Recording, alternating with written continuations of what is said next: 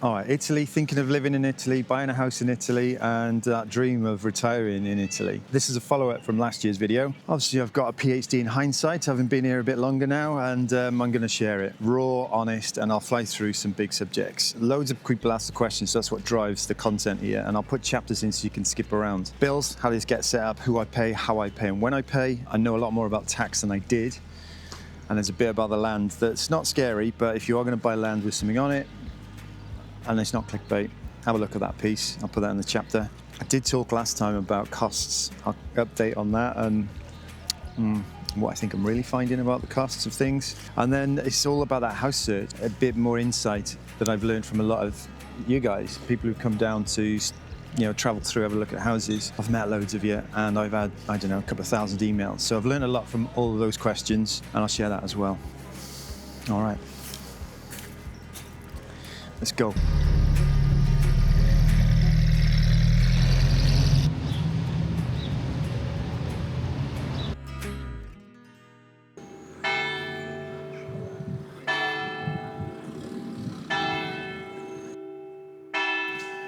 All right, bills. Let me talk about what I pay, who I pay, how I pay. All right, I'm going to run through these as fast as I can and be as clear as I can, and I'll cover the internet, water, gas, electricity, bit on solar, and then banks and Codice Fiscales. Everything looks good in the blue sky, doesn't it? I'm in a rush to catch the sunset from 2 locations.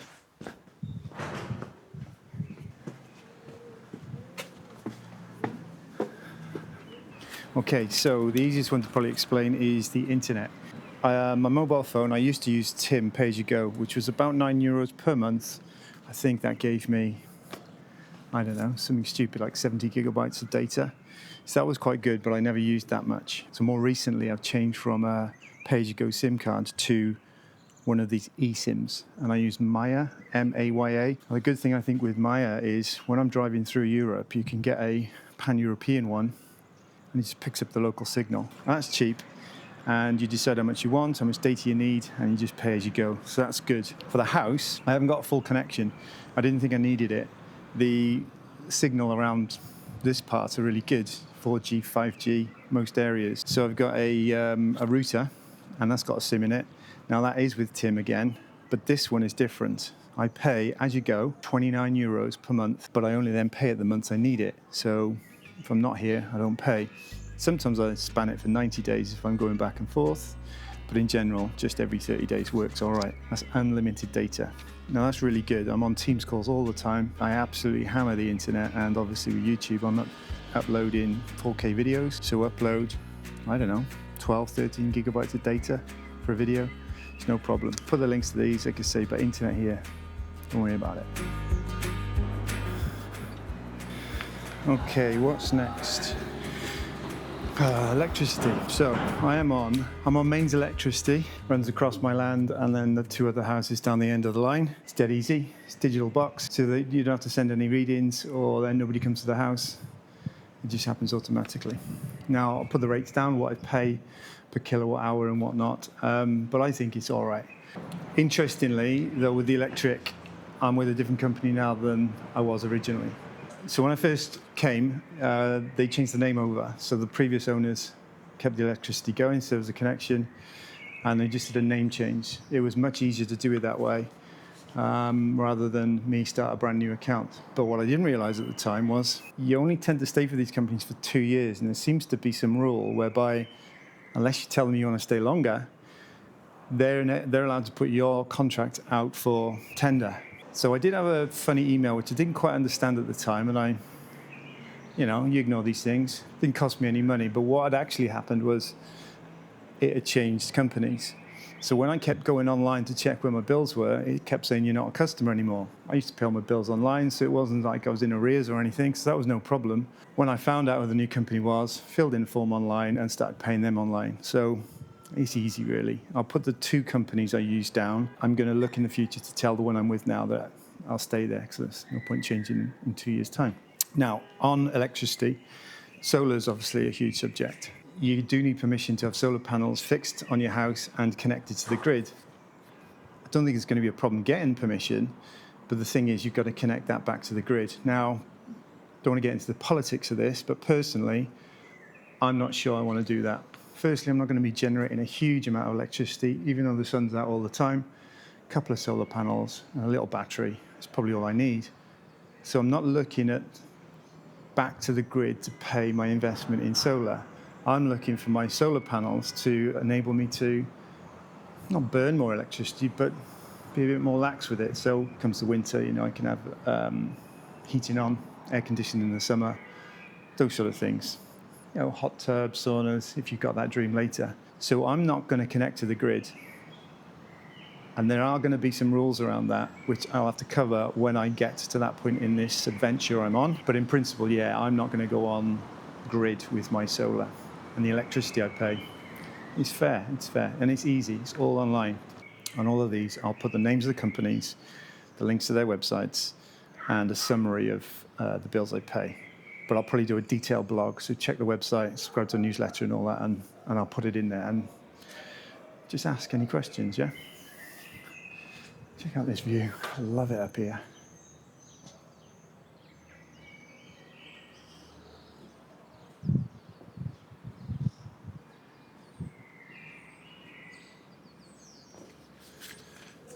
This is the town hall in Coronado, by the way. Oh, did it just miss the chime? All right, what should we do now? Water. Okay, water. Yeah, easy. I'm on mains. It's in the corner of the land, underground stopcock, and there's a meter. Now, I think I did a meter reading when I first moved in, but I've not done one since. They come along and check the meter. Somebody drives down the lane like the car's stolen, handbrake skids at the bottom, quickly looks into the ground and then shoots off as fast as they came and waves. And then you get a bill online. So you get an email through and you just pay that online as well. Simple. Yeah, so mains water's easy, no issue. You can drink it. I've not done any tests on it, and I know a lot of people don't drink the water here, but you can. Most areas around here have connected water, although if you are looking at an old house that needs a lot of work, it may not have utilities connected to it. So you can get big water butts delivered. It's not an issue. I think it's really well organised and it's a fair price if you need that. So if you are going really off-grid, water's nothing to worry about.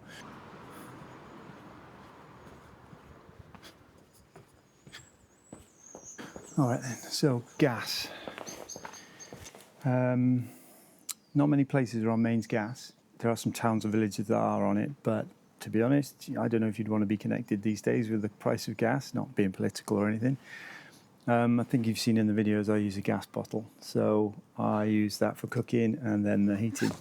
Yeah, I've got that little heater, and that uses the gas bottle. Now I'm on my own. I cook most nights. Coffees, the odd lunch I cook, and I think I've had a gas bottle in the kitchen, I don't know, year and a half, 2 years. So I think originally that cost 30 odd euros. It's probably gone up a lot by now. I do need to change one soon, so I will try and buy one and let you know how much it costs. But in principle, sell them in all shapes and sizes. As long as you can lift it in your car, doesn't matter. So you buy the gas bottles from loads of places. DIY stores sell them, and then petrol stations. So you take the empty one back, pick up a new one. So I can't remember how much I paid for the bottle originally. That's a deposit returnable, isn't it? There are big gas tanks you can get, put them on the land, and then a tanker will come along and refill that for you. But anyway, like I say, gas. I'm used to gas central heating in the UK. Here, I won't be using gas to heat the house. Solar energy, and then either a heat exchange or electric radiators.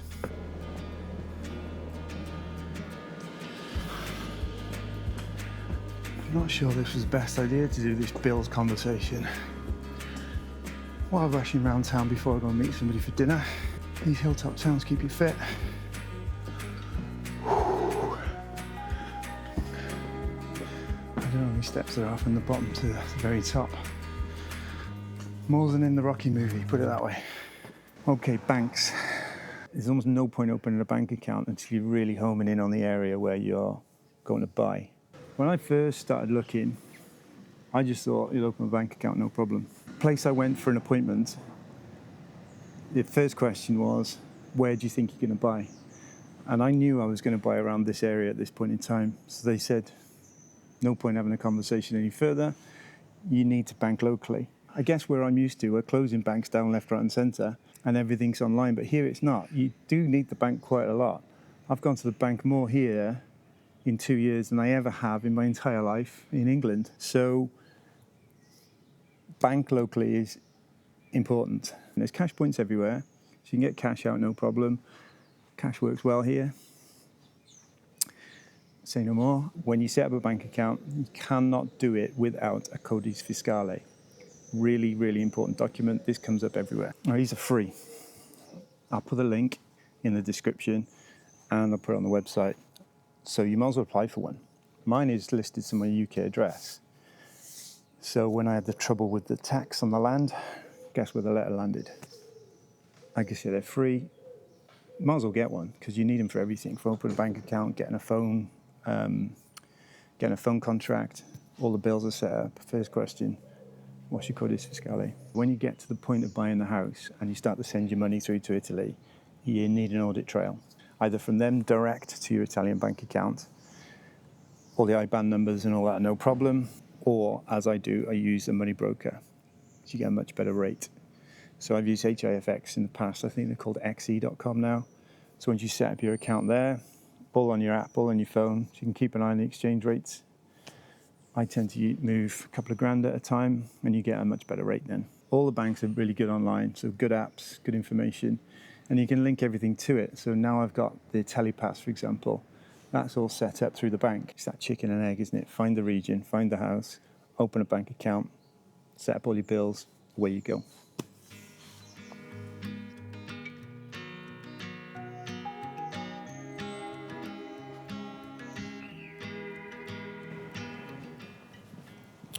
All right, that's probably it for the bills. I think I've covered everything.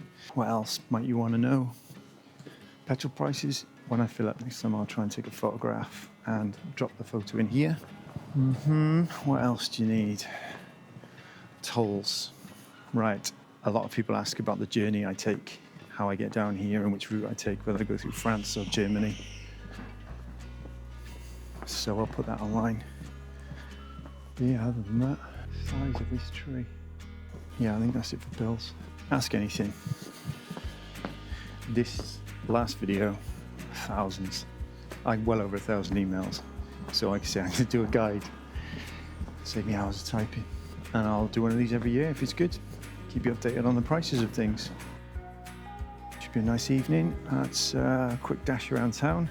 Meet somebody for dinner. It's a couple down looking at houses. Living the dream, eh? Parking. White lines are free. Blue chargeable.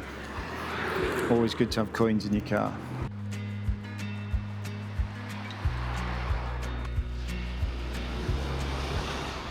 Okay, where am I up to?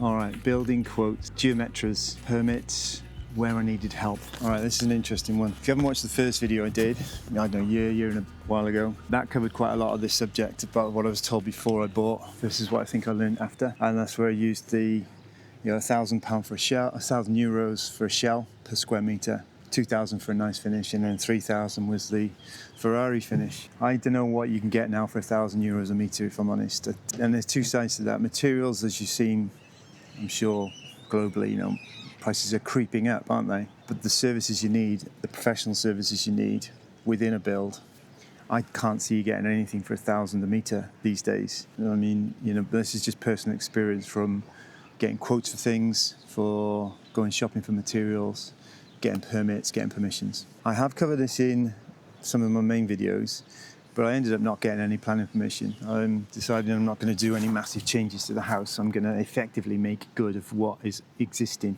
And all I needed to do was go to the town hall and say, I want to update the windows, I want to fix the roof slightly. I think that costs €60, maybe €80. I think my advice is, when you buy a house, the people you meet are selling to you. That's fair enough.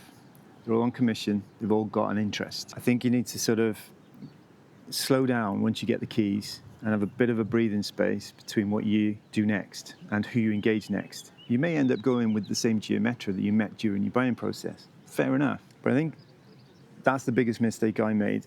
I went straight from buying into developing. I'm not going to say I got ripped off, but I didn't proceed with any of that. It cost me a fair few thousand just to get answers to what I consider fairly simple questions. So get that gap between your purchase and then what you actually do next. And then also live in it for a while. I've changed my mind quite a few times. Those of you who've seen where the deck is, as amazing as that location is, crazy, that's where the septic tank's got to go. And the views are better in other areas, but I wasn't able to get to them because of the growth, the landscape and all sorts of things. So you kind of need that time in these houses. And the one thing that has really surprised me is how much time you spend outside. Country just encourages you to be outside. Fair enough when it's chucking it down with rain, you're inside, but even undercover outside is still nice. I can't describe it. I know it's not got a unique climate here. It just definitely encourages you to be outside. And with that, you don't need such a big house. Smaller house, easier to look after, easier to renovate. And you need that outside space and that view. Yeah, not bad, is it? All right, so what was I think on this section? Yeah, so geometras, they're interesting characters. They can't criticize, they're an important part of the process, but they always need to pull somebody else in. They haven't got all the answers. For me, sometimes I wonder, do I really need to pay somebody to ask a question that I know they're going to turn around and ask somebody else? Why don't I just go straight to that person and ask the question myself? So let's leave that one there. Do some research on what you need, when you need, and the main thing, get prices. How much you're going to charge, what you're going to do, and what am I going to get in exchange for that money? I hemorrhaged thousands on, let's say, goodwill. Be really specific, will save you thousands. Open questions, research, and all that sort of stuff. You can imagine, they're on the clock, aren't they? They're going to rack up the hours. This comes to help. Now, I've touched on who has helped me a few times. Some people will say you need an attorney, a lawyer, or whatnot for everything, and you don't. Some people will say, you need the geometras for everything. You don't. You just need somebody who knows the process, knows how to open a door and get the answer to your question. Now, there's a difference between somebody charging 150, 200 euros an hour to somebody who charges 30 euros, 40, 50 euros an hour and gets you the right answers quickly, gets you the paperwork you need for a fraction of the cost. Anybody I recommend, I'm really transparent. There's no commissions, no cut, there's no deal. But if people have been lovely to me, that's fair exchange. I'll help them back and I'll share who's helped me. They charge. And why wouldn't they? They're adding a load of value and they're really helping you out. So why wouldn't they charge? All right. What am I going to talk about next? Where am I? Bills. All right.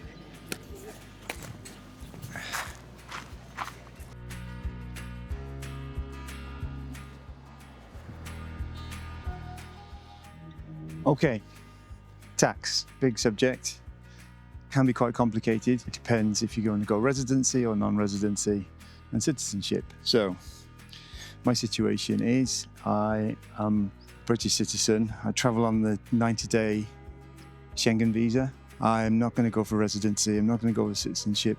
And I've also decided to not go for a digital nomad visa because of the tax implications. Or the tax risks rather than implications. What I wanted to talk about here is when you buy a house, what you declare at the point of purchasing the house is your status effectively. They'll allow you to make a decision on whether you're going to be a citizen or not in time. So they give you a 5-year window to make that decision. And at the end of the 5 years, it's one way or the other, which all sounded very good. Now, this is the bit that I didn't realize until recently. So, let's say I'm 2 years in, and I now know I'm not going to go for those residency and visas. So I declared it. Now, in the declaration piece, it was all good. It was all very easy to do. I did have some help, and I'll explain who helped me shortly. You just get a tax bill and you pay it. Simple.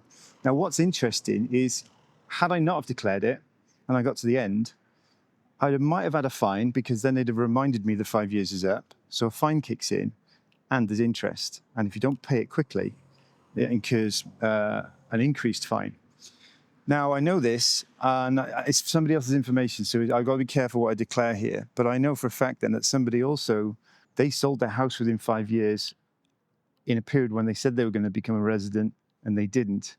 And then they didn't pay the bill, the tax bill, when it arrived.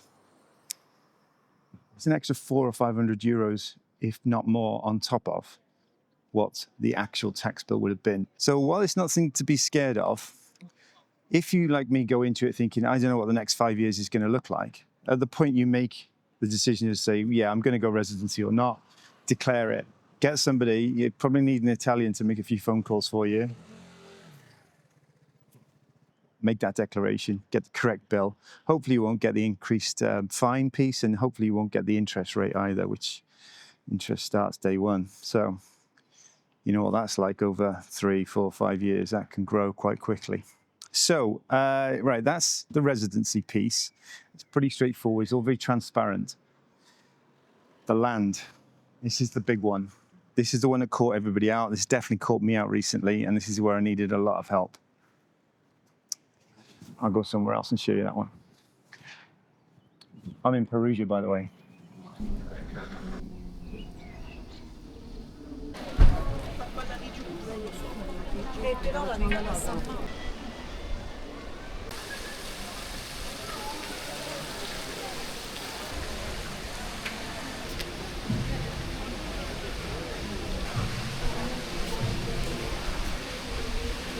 All right, this is an interesting one.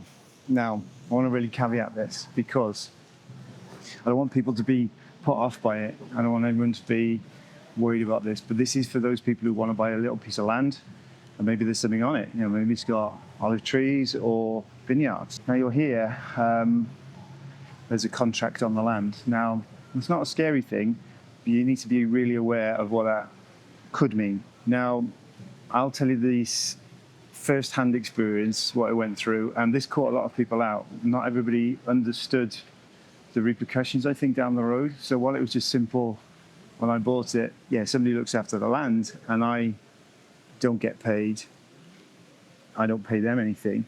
Where that goes down the line, that's where the issue came. So it's a tricky one to describe. I'll do my best. And where I am right now, it's not actually totally finished. It's all good. All amicable, not a problem, but there's a little bit more for me to do. So I'll describe my situation, how I solved it and who helped me, and then the advice I think is to what you need to be aware of and what to sort of the big questions to ask before you buy something. So it's definitely buyer beware. So when I bought my house, the process was really professional, really slick, and all the information was given. One important thing, not being Italian, not being a resident, the title deeds were very clear. I cannot profit from the land, so I cannot commercially profit. And it's to protect farmers. Fair enough. I was allowed to grow anything I liked. I was allowed to do anything I wanted on the land, within reason, obviously, but I wasn't allowed to profit from it. Now that's where this whole thing unraveled from, slowly. So we jump forward 2 years, and I get a letter through the post to my address in England, because that's where my Codice Fiscale is set up from. It's got some big numbers in it. So I don't know, 20, 25 pages long, small print. I'm like, what the is this? So I did my best with the translation, and it's like, is this a tax or is it a fine? I did the calculations on it and I couldn't work out if it was a tax or fine, because the maths just didn't stack up. It turned out it was a fine. So what happened, and this is the bit I've got to be careful and tricky to describe as clearly as I can. Somewhere down the road, a farmer has turned what's grown on my land into a product or produce. And fair enough, they've got a business, they run a business. So they've written down somewhere, I guess, a cost of sale or a cost of manufacturing or cost of food processing. And somewhere on a piece of paper is a number. There's a cost per month against the land. I had no idea any of this was going on. And when I raised it, people's reactions were really genuine. Everybody was so helpful. So the reason it was a problem is because if you stand in the government's position, and I'll be honest, everyone moans about bureaucracy. In this process, the government was so helpful. I had meetings with them direct. It was really, really good. If you put yourself on their side of the table, somebody has taken something from my land, has turned it into a product, and they've written down that that's like our cost to me. Now, I didn't get paid a penny. You try and prove that. So I say, hey, no problem. If there's a contract, somebody's made a contract on my land without my knowledge, Send me the contract and we'll talk about it, because I've not signed anything, so we can see, is it a forgery, what's gone on? And here's the rub. In Italy, you do not have to have a contract. You can have a verbal contract. And that's where everything, you can imagine, that's where everything changes. When I really understood the situation, there's no getting away. This bill had to be paid. Just a couple of grand, yeah? It had to be paid. Somebody's had to pay it. And I'm like, I ain't paying that.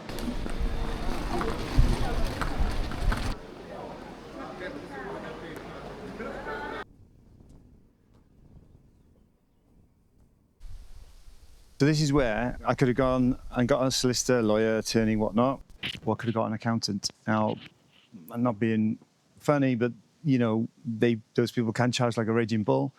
And when there was so many unknowns, somebody who charges that way would have just got out of control. So this is where I was introduced to somebody called Laura, who's an Italian, born and bred here, fluent in English, and has got the perfect tenacity to sort of work through these sort of challenges. Well, what a help. I could not have done it without her. I'll introduce everybody to Laura, because if you've got any sort of queries, she's a great person to speak to and work with. Anyway, Laura went to town and made a lot of phone calls, a lot of emails, set up a lot of meetings. Brilliant. The outcome of that is the bill got paid, but I didn't pay it. The bill had to be paid, and it had to be paid in my name, because the tax, the fine, whatever you want to call it, was against me, against my land. So somebody paid, let's put it that way. Got the receipt, and now I need to do the next piece, which is to denounce it all. All right, well, why did this cause so much drama, and what happens next? So the drama really unfolded because when I bought the house and then my name changed, two things happened at the same time. One was obviously it gone from, I bought it from a resident to a non-resident person, me. And secondly, I had to write down the value of the land. In the old days, I believe, and I think I've seen a record, that it was on paper as being 4,000 euros. And a residency on these sort of fines would pay, let's say, 2%. I don't know what the number is, but it's small. So I think that's where people used to play the game, but don't quote me on that, and I'm not judging anybody for doing that. But the point is, it was small fry, should we say. When I bought, the value of the land changed from 4 to 25,000, and my tax is 9% plus fines. So that's where it got a bit hairy, should we say. That's where it got a bit emotional, because someone had to pay a few grand out, and they had no idea it was coming, allegedly. So what happens now? Well, what happens now is I've got to make sure it never happens again. So that means just denouncing it in some way. Laura's going to help me with that again. Principle being, because I am officially not allowed to profit from the land, I have to accept that, and I do, no issue. But I need to make sure that the officials, the government, realise that there will never be a contract on my land, either written or verbal, whilst my name is on the title deeds. So I need that on the record, should we say. Back to the paperwork side of things. You can't complain. As soon as that letter arrived, you know, it was all explained. It was all transparent. Maybe I didn't like the news. It's not the news I wanted. But you can't really complain. It's buyer beware. My advice would be, if you are buying a piece of land with something on it, find out if there is a contract. Try and get a copy of the contract. Good luck with that. Find out who's involved and go to them and say, if there happens to be a fine down the road because someone somewhere has written a huge cost of production against your land or your asset, and a letter arrives at your doorstep, they pay. Yeah, I'm sure you can get that drafted up, no problem. Yeah. Ring Laura, she'll help you.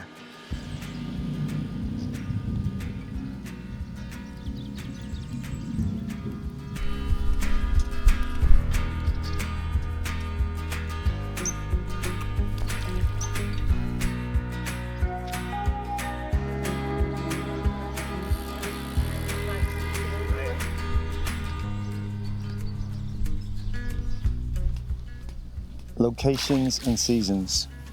Okay, what do we talk about here? The location. Right, choosing where your dream's going to be. That's the hardest bit. Searching for it's great fun, to be fair. I keep saying I've touched on this before, so I'm sort of trying to continue of what I said originally and how I feel about these things now. And since the last time, YouTube wasn't turned on when I filmed that, and it's been on about a year or so, and I think I've met probably 25 couples who've come through looking at houses. This is through Marche and around where I am, Cardinaldo and Senegalia. I've had thousands of emails, literally thousands, and I've pretty much replied to all of them.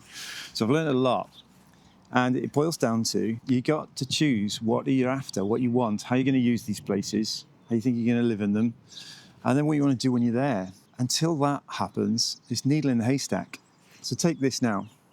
I'm in Lake Garda. It's the top of Lake Garda. It's early April. No question, this place is stunning. It's I think one of the most beautiful lakes in the world, without question.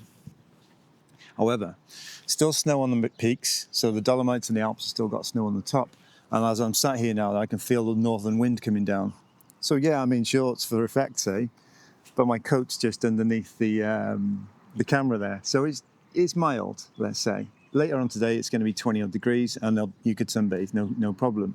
But later this afternoon, the wind will change. It'll come up the lake, and it absolutely belts it up here. It's like a wind tunnel. Winter's quiet. Summer, you can't move. There's no parking, but if you're active, you name a sport, you can do it here. Running, cycling, the paths are phenomenal. It's geared up for action, Jackson. It's beautiful and it's cool. It's expensive. So, this is a top end of the market type decision, and it's like I'm not going to say a rich person's paradise or playground, but you get the gist. As you move around the regions, the seasons change. So the other thing up here, the winters are long, they're cold. The sun takes a while to come over the peaks and disappears early. So while the sky's bright, you haven't got the blazing sunshine. In the summer, it gets hot. So you want to be here in the wind because it belts it down into the valley. So climate and things like that are really, really important if you're going to be here for a long period of time or all the time. So as you move through the regions, do you want the coast? Do you want the mountains? Do you want the countryside? That whole Po Valley has got very distinct seasons. And I think if you're thinking of anywhere along that Po Valley, you should spend a decent amount of time there because the weather's different. The weather's funny. It can be misty. The clouds can hang around, or the low clouds can hang around in the valley. But again, the landscape, it's just ridiculous. Everyone knows Tuscany is probably the most well-marketed region in the world, fair enough. But then you've got your Umbrias, Le Marches, Abruzzos. They're worth seeing. And as beautiful as they all have something different to offer. I'm a huge fan of Le Marche. Locals are calling it the new Tuscany, and I think it's better. I can go to Tuscany in a short drive. So you go to Florence's of the world and Siena's, your San Gimignano's, and not too far away for a drive for a day out. That's such a lovely option. I can get to Rome in a couple of hours and get to Milan in a few hours. But then I have like Parma, Bologna, I've forgotten all the names of the towns now. I've been so many places. Verona, just down the bottom of the lake here. That's all within two and a bit hours from where I am. I like that. I like the train line, I like the airport, and I like the ferry. The ferry goes across to Croatia, down to Greece and back in. So I saw where I am. 3 main reasons. It's far enough down for me to drive. I think any further, it starts to be a longer travel, as in overnighting. And I'm sure as I get older, I will have to stop more. But I'm okay with that. But Puglia was too far. I loved Puglia, but it's too far. So then your flights and your car hire. And for me, that's too expensive. The drive situation of Le Marche is good, but that ticks Tuscany's box and Umbria's box, and maybe not Abruzzo's probably too far down, but you get the point there. Then it's where can I use it as a base and have good adventures from? Big tick on that. It's accessible. I love it. And then finally was the landscape, moving around. And I think this is the important one as well. When you are here, it's great to be living up on top of one of these epic views. But if you lived anywhere I'm pointing up now, it's going to be an hour and a half to get to a supermarket. Fair enough if you're all right with that. And then the first one you get to might be small, therefore might be very expensive. So what infrastructure do you want? Do you want to go in a village in the morning for a coffee and eat out occasionally? They're really, really worth considering, because as many beautiful places this country has, some are quite quiet. Some are like ghost towns. You know, there's thousands of hilltop towns. Some of them literally are empty. But you've got to go to these places to see if that's okay for you or not. And that takes time. And in that time, you stay in the various types of accommodation, and you should start leaning towards the type of accommodation you think you're going to buy. So these Airbnbs are brilliant options, aren't they? I think that gives you the right flavour. That gives you the right sense of what it's going to be like living here.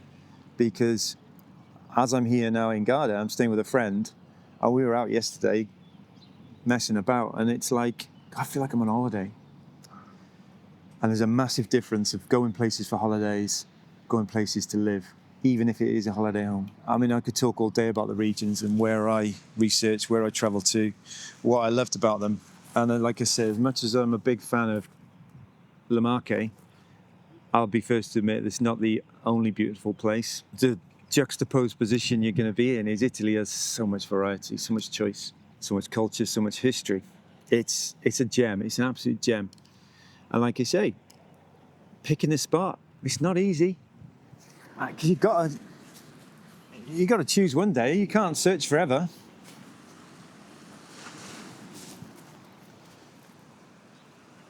Oh, big boat waves. You got to make a decision at some point and dive in, because prices are going up. They're going up. On the prices, the more locals I'm learning to, the more locals I'm meeting. Let's just say there might be two prices. You know, there's a price for a house for an Italian, and then there's the other price. So don't be scared to negotiate hard. I mean really hard. I'm not going to say you're going to get a 200 grand house for 100 grand, but it could be a 40, 50 grand sway on some houses. Could be. But don't quote me on that, yeah.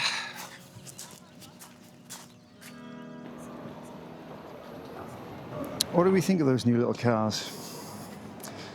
This may sound weird to people, but if that had a Fiat badge on it, I think it'd be much cooler.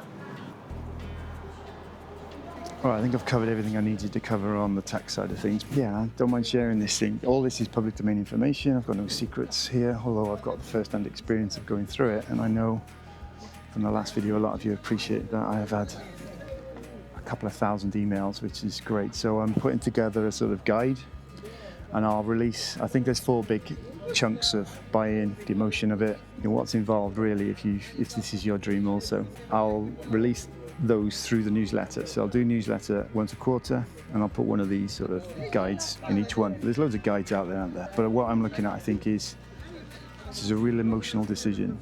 It's really rewarding.